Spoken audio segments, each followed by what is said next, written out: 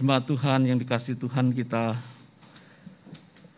bersyukur kita boleh membahas tentang hukum Allah, satu etika norma yang Tuhan berikan bagi kita sebagai umat-Nya.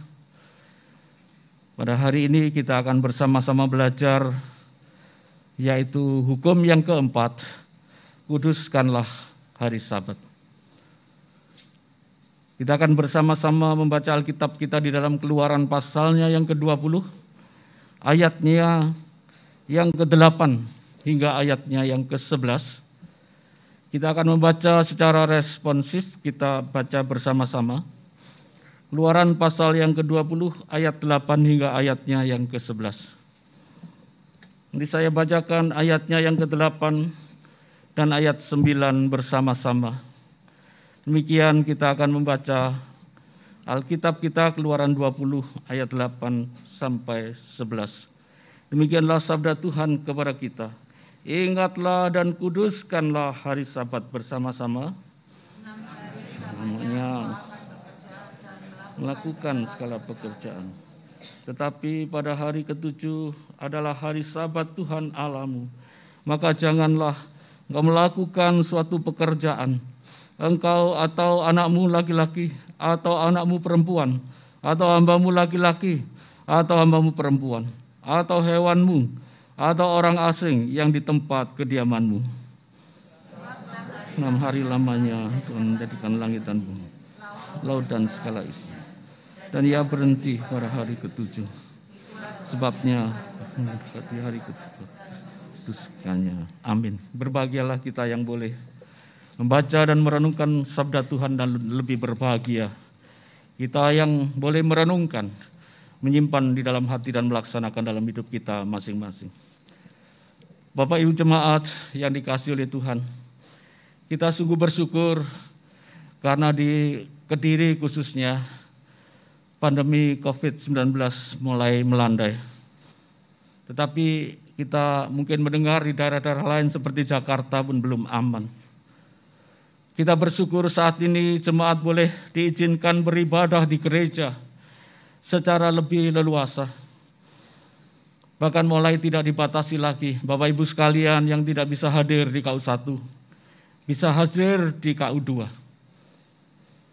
Ketika kita mengingat selama 2,5 tahun kurang lebih suatu suasana yang sangat-sangat mencekam, di mana dengan adanya korban dari COVID-19, maka gereja harus ditutup dan jemaat hanya bisa beribadah secara live streaming atau daring. Nah, Bapak Ibu yang dikasihi oleh Tuhan, memang tidak salah di dalam situasi-situasi yang tidak memungkinkan jemaat Tuhan beribadah secara live streaming atau daring. Tetapi kalau ini terus-menerus dilakukan, tentunya dampaknya tidak baik. Karena seringkali atau kebanyakan live streaming atau daring lama-lama kerohaniannya juga bisa kering, saudara-saudara ya. Karenanya kering kalau namanya krisis ya. Bisa merana kerohanian kita. Secara ekonomi kita tahu dampak global ini krisis ekonomi. Kalau ditambah krisis iman, nanti bisa menjadi krisis total. Krisis total, segala sesuatu bisa jadi krisis. Kristal ini bisa berubah jadi Kris Dayanti, saudara. Krisis daya sampai mati ya. Saudara-saudara jemaat yang dikasihi oleh Tuhan, maka mumpung ada kesempatan kita bisa beribadah di gereja. Pergunakan sungguh-sungguh kesempatan ini. Jangan sia-siakan karena kita belum tahu keadaan di hari-hari ke depan.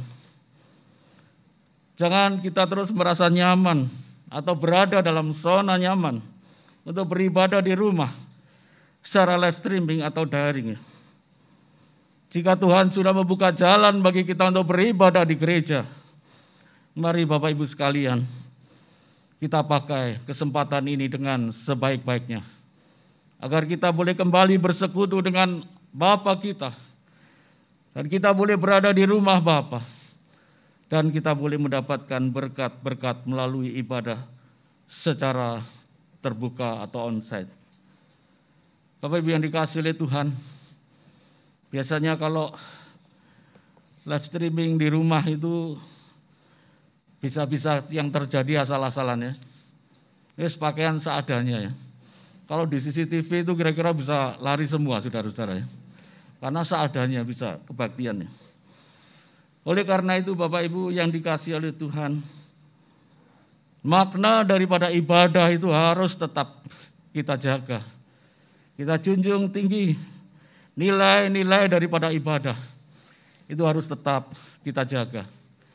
Itulah sebabnya ketika Tuhan memberi kesempatan kepada kita bersyukur, mari kita menjadi anak-anak Tuhan yang setia.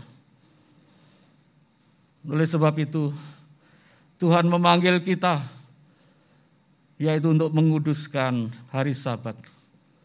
Melalui hukum yang keempat yang kita pelajari pada pagi dan sore nanti. Kuduskanlah hari Sabat. Hukum yang keempat yang berbunyi, kuduskanlah hari Sabat. 6 hari lamanya engkau akan bekerja dan melakukan segala pekerjaanmu. Tetapi hari ke-7 adalah hari Sabat bagi Tuhan. Janganlah engkau melakukan pekerjaan engkau dan anakmu laki-laki, perempuan, atau hewanmu dan sebagainya. Atau orang asing yang ada di kediamanmu. Mengapa jemaat Tuhan kita harus mengkhususkan atau mengkuduskan hari Sabat? Hari itu beribadah kepada Tuhan. Maka kita perlu mengerti beberapa pengertian, kita perlu memahami tentang Sabat ini. Supaya kita benar-benar bisa menghormati hukum yang keempat, yang sangat penting, yaitu kuduskanlah hari Sabat. Sabat dalam bahasa Ibrani artinya adalah istirahat. Di sini memberikan kepada kita satu pemahaman yang pertama, Sabat itu yaitu panggilan Allah agar umatnya itu beribadah di rumah Tuhan. Panggilan untuk beribadat pada hari Sabat ini pertama-tama diawali oleh Allah sendiri yang memberikan teladan. Jadi ketika Allah sudah menyelesaikan pekerjaannya, yaitu menyelesaikan penciptaan alam semesta, lalu Allah itu berhenti pada hari ke-7 dan menguduskannya. Ayatnya yang ke-11 yang telah kita baca, sebab 6 hari lamanya Tuhan menjadikan langit, bumi, laut, dan segala isinya. Dan ia berhenti atau beristirahat pada hari yang ke-7. Itu sebabnya Tuhan memberkati hari Sabat dan menguduskannya. Ini sama kalau kita bisa melihat di dalam Kejadian 2 ayat 1-3. Bapak Ibu jemaat yang dikasihi oleh Tuhan, kata beristirahat, Sabat atau rest ini, jika dibaca dari sudut pandang orang-orang timur dekat kuno, yaitu para pembaca mula-mula dari perjanjian lama, Sabat, istirahat atau rest ini Bapak Ibu sekalian, itu artinya adalah hadir dan bertakhta. Jadi artinya pada hari Sabat, hari ke-7 itu, setelah Allah menyelesaikan segala pekerjaan penciptaan, Allah hadir dan bertakhta di bumi. Itu sebabnya ketika kita datang beribadah kepada Tuhan, kita boleh menikmati Allah yang hadir dan bertakhta di bumi, di gereja Tuhan, dan memberkati kita semua pada hari Sabat. Bapak Ibu yang dikasihi oleh Tuhan, kita melihat bagaimana ibadah pertama-tama terjadi di Taman Eden sebelum manusia jatuh dalam dosa. Allah hadir di dalam Taman Eden. Manusia bersekutu dengan Allah. Allah memberikan firman dan perintah kepada mereka. Semua pohon dalam taman ini boleh kau makan buahnya, tetapi buah pohon pengetahuan baik dan jahat di tengah-tengah taman ini, jangan kamu makan buahnya. Sebab pada saat engkau memakannya, pastilah engkau mati. Bapak Ibu sekalian, inilah satu ibadah yang pertama-tama dimulai dari Taman Eden. Allah kita sang pencipta, kita tahu ketika dia menciptakan manusia, menciptakan kita semua.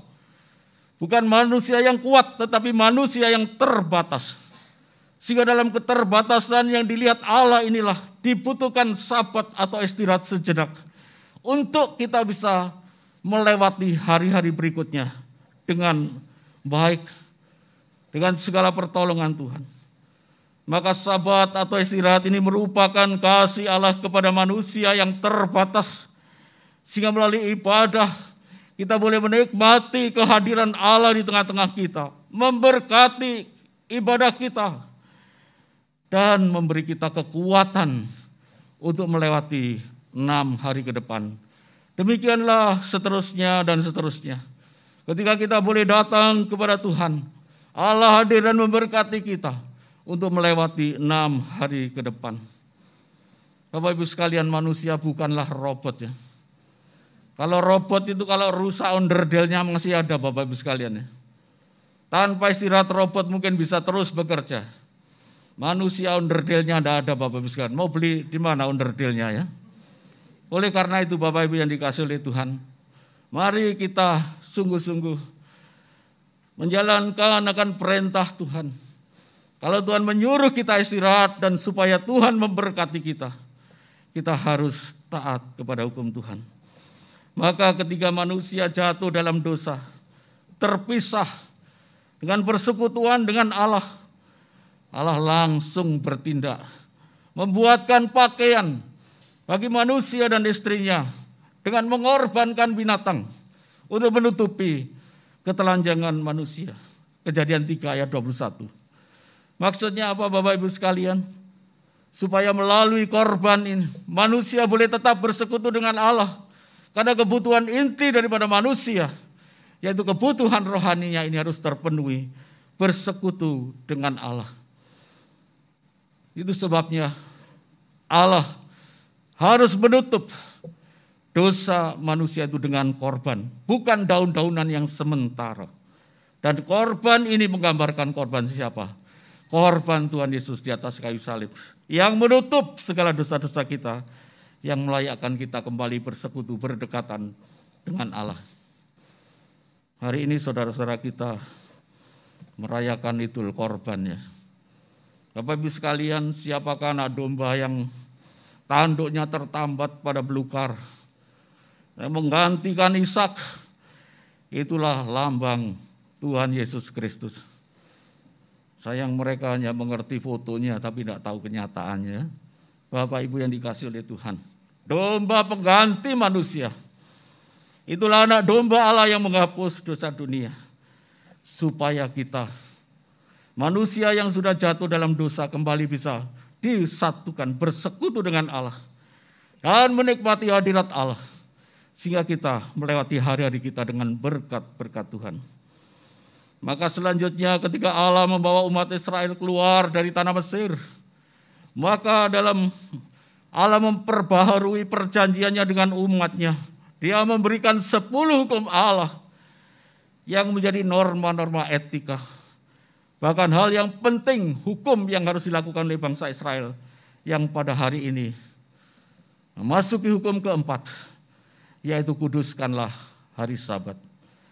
Bapak Ibu yang dikasihi oleh Tuhan, mengajarkan apa Sabat bagi kita?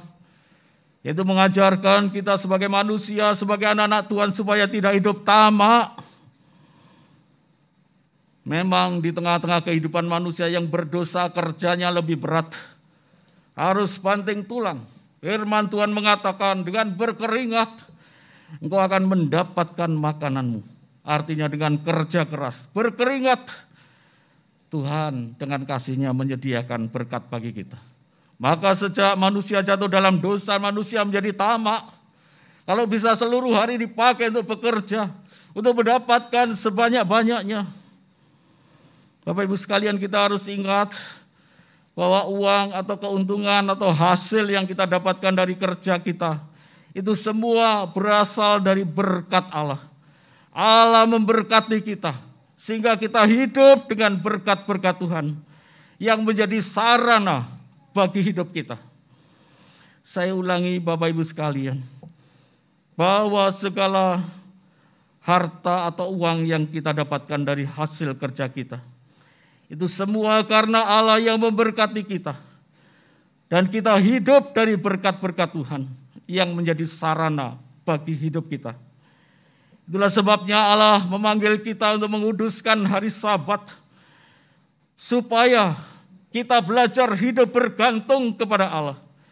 Dan Allah memberkati kita, sehingga bukan hanya berkat yang Tuhan berikan, tetapi kuasa untuk menikmati hidup. Mungkin kita berpikir dengan bekerja lebih keras, banyak waktu bekerja, kita akan lebih tenang karena sudah banyak uang, hidupnya lebih tenang. Sehingga tidak segan-segan.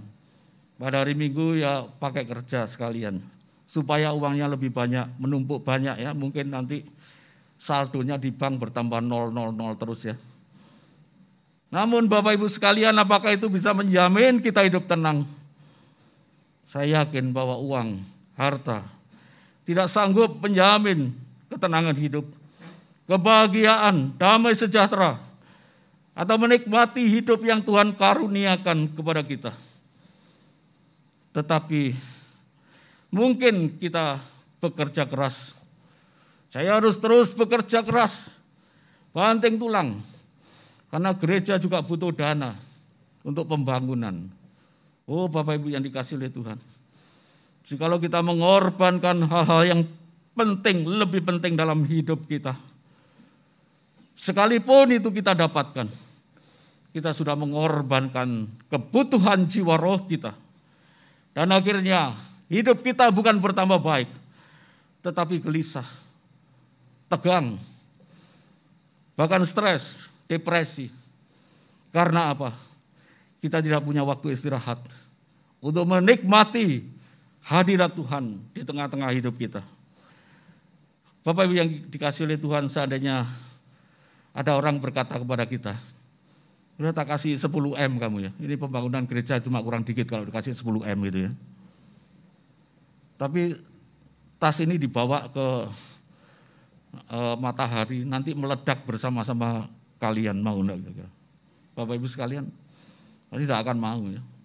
Untuk apa 10 M tapi tidak ikut menikmati orang lain yang menikmati. Bapak Ibu yang dikasihi oleh Tuhan, sesungguhnya kuasa untuk menikmati hidup itu hanya berasal daripada Tuhan. Kita seolah-olah lupa bekerja tiap hari. Hidup kita dipenuhi sukacita, kebahagiaan, damai sejahtera. Sampai lupa umurnya. Tiba-tiba sudah menginjak kepala 6, kepala 7.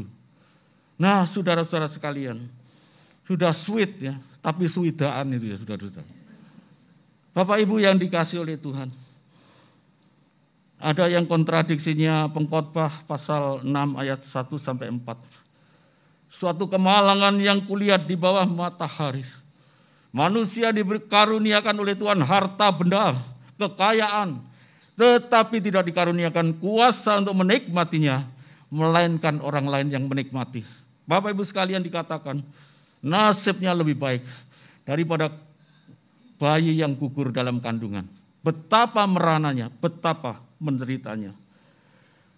Oleh karena itu Bapak Ibu sekalian, melalui Sabat, Tuhan membentuk karakter kita menjadi orang-orang yang senantiasa mengandalkan Tuhan. Tidak tamak, tidak meninggikan ego, tidak hidup demi kepentingan diri sendiri. Dan kita belajar mencukupkan dengan apa yang ada pada kita, maka hidup kita tenang, hidup kita mengalami damai sejahtera.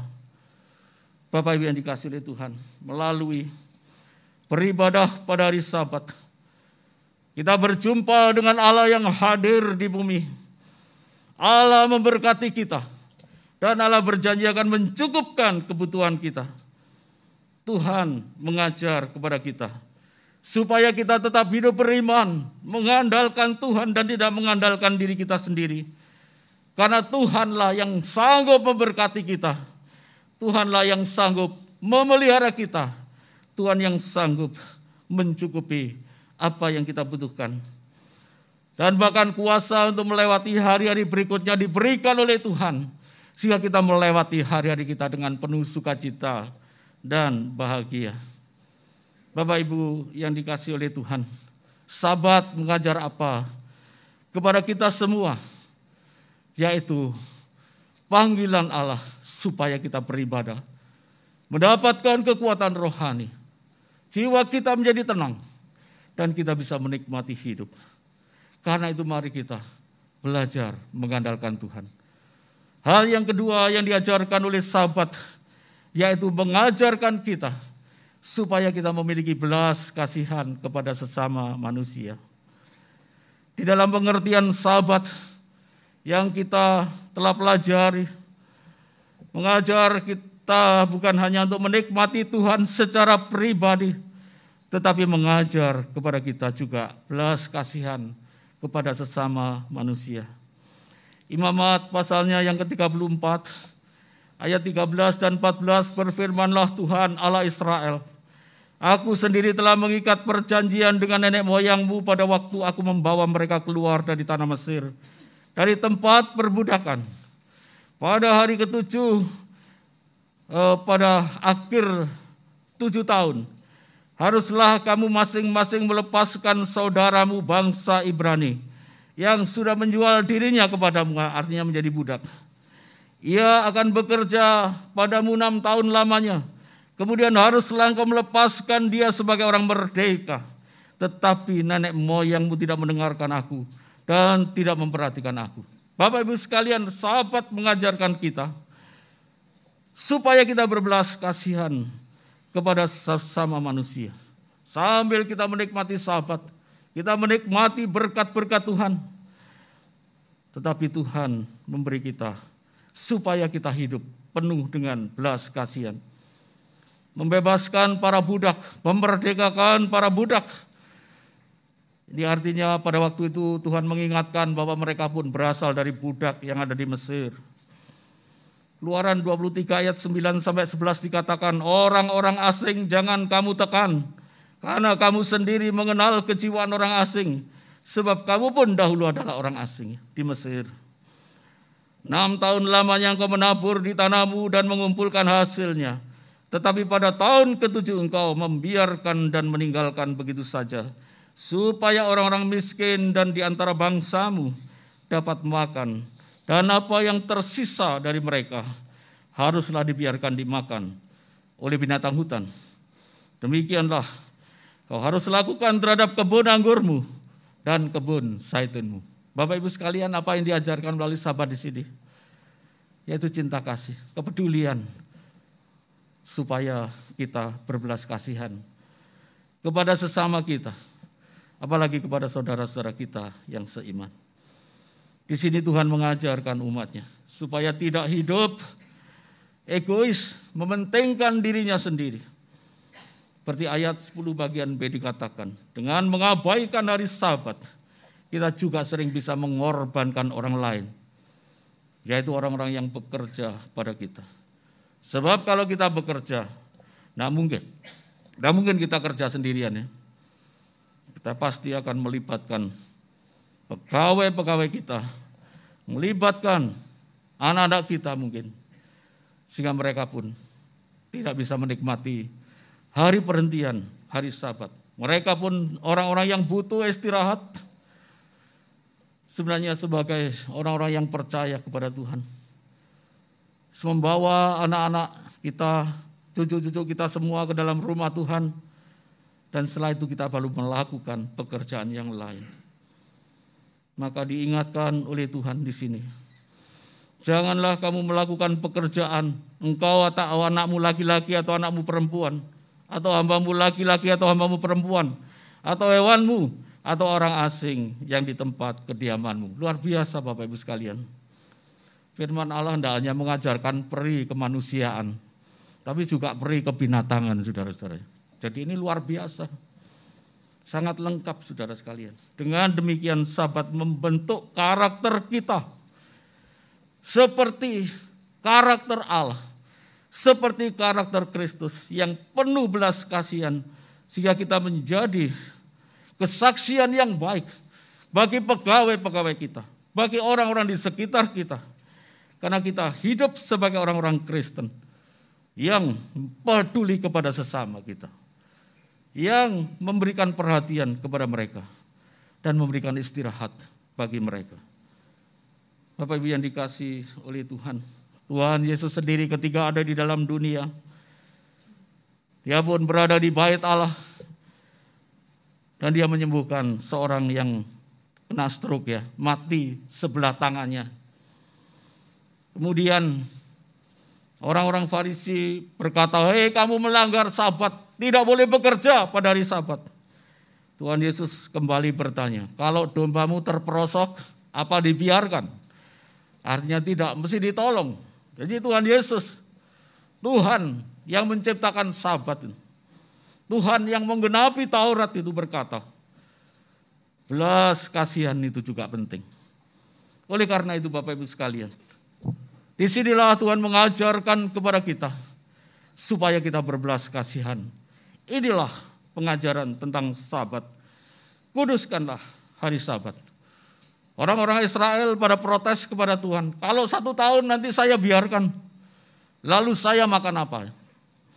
Imamat 25 ayat 10 sampai 20 sampai 21 Tuhan berkata, pada hari yang ke-6, pada tahun yang ke-6, aku akan memberkati engkau sampai 3 tahun ya, sampai 3 tahun ya. Jadi Bapak Ibu sekalian, bekerja pada tahun yang ke-6, Tuhan memberkati seperti kerja 3 tahun untuk menyambung kehidupannya. Jadi Tuhanlah sumber berkat, bukan usaha kita, bukan kekuatan kita. Hanya Tuhan yang sanggup memberkati kita. Sehingga kita menjadi berkat bagi Tuhan dan bagi sesama kita. Bukan hanya tahun Sabat, tahun Yobel. Itu adalah tahun pembebasan besar-besaran. Tanah yang dibeli oleh orang Israel harus dikembalikan kepada pemiliknya dan seterusnya. Bapak Ibu sekalian, Alkitab mengajarkan kepada kita Sabat. Bukan hanya beribadah, tetapi kita harus berbelas kasihan kepada sesama manusia. Itu sebabnya Tuhan menghukum bangsa Israel. Mereka dibuang ke Babel 70 tahun lamanya. Karena mereka sudah melupakan Sabat, yaitu beribadah kepada Tuhan. Mereka juga melupakan akan belas kasihan kepada sesama manusia, yaitu tanah yang harus disabatkan. Tahun yang ke-7, tahun yang ke-50, mereka lupakan semua dan Tuhan mengistirahatkan tanahnya. 70 tahun mereka hidup sebagai budak di dalam pembuangan. Bapak Ibu yang dikasihi oleh Tuhan, Tuhan ingin menyadarkan mereka untuk kembali kepada hukum Tuhan. Kuduskanlah hari Sabat. Oleh sebab itu Bapak Ibu sekalian, melalui Sabat, melalui kita beribadah kepada Tuhan, kita menyadari siapakah diri kita. Tadi itu ada doa pengakuan dosa ya, Kosinvi, ada doa pengakuan dosa. Kita menyadari siapa kita, orang berdosa. Kita ini tidak layak di hadapan Allah. Kita penuh dengan cacat celah. Tetapi darah Kristus menyucikan kita. Kemurahan Allah diberikan untuk menyelamatkan kita. Kita menerima kemurahan Allah melalui ibadah. Maka Sabat mengajarkan kita, bermurah hatilah kepada sesama kita. Supaya kita ini memiliki belas kasihan dan hidup kita itu mencerminkan Kristus yang juga berbelas kasihan.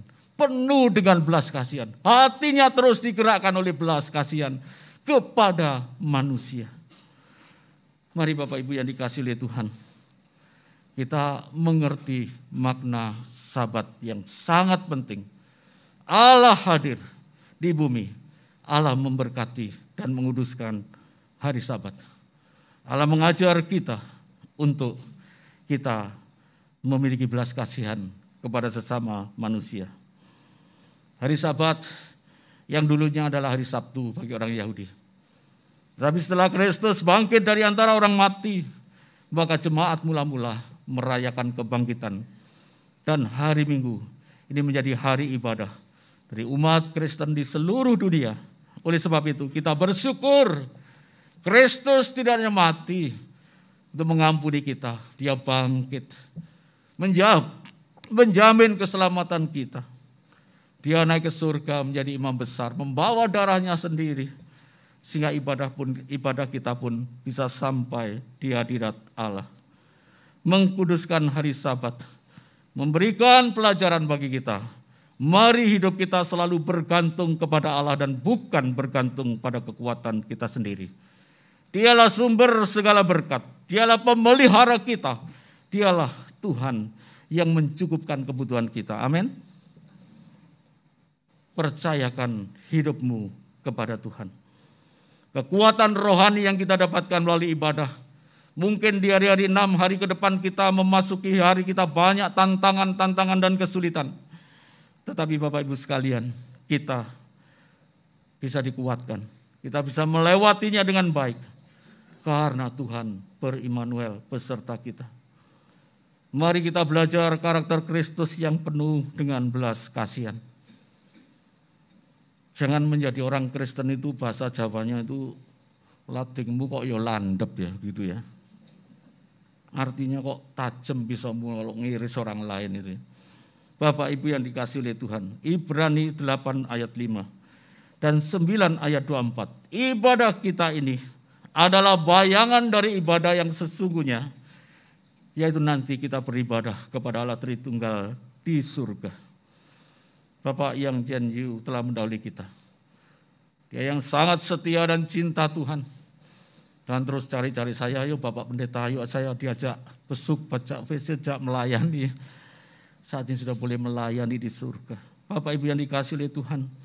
Apapun yang ada di dalam dunia ini adalah gambaran, bayangan daripada yang ada di surga.